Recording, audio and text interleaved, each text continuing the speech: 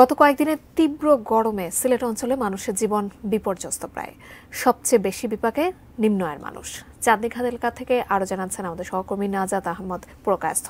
নাজাত, বেশ তীব্র একটা গরম আমরা কিছুদিন আগেও দেখেছি, মাঝখানে স্বস্তির বৃষ্টি ছিল, এখন আবার সেই তীব্র দাবদাহ শুরু হয়ে গেছে। কি অবস্থা সেখানকার জনজীবনের? নিম্ন আয়ের মানুষেরা বা কি বলছেন, সর্বোপরি জানতে চাচ্ছি। ধন্যবাদ জাকি আপনাকে।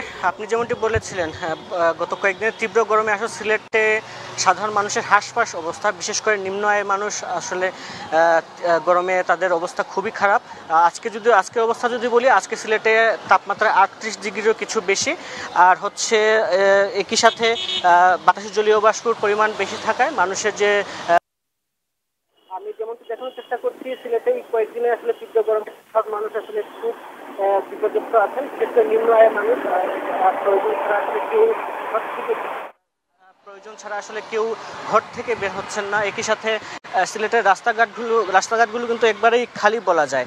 একই সাথে আমরা যেমনটি দেখেছি কয়েকটি এলাকায় সাধারণ মানুষ আসলে তাদের যেমন রিক্সা চালক আছেন বা বিভিন্ন নিম্ন আয়ের মানুষ আছেন, তারা কিন্তু তাদের প্রয়োজনীয় কাজ করতে পারছেন না গরমের কারণে। তারা যেটি বলছেন, এখন আসলে বৃষ্টির প্রয়োজন খুব একটা বেশি, যেহেতু তীব্র গরম। তারা আসলে তাদের যে প্রয়োজনীয় কাজকর্ম বা তাদের যে কাজকর্ম সেটি আসলে করতে পারছেন না।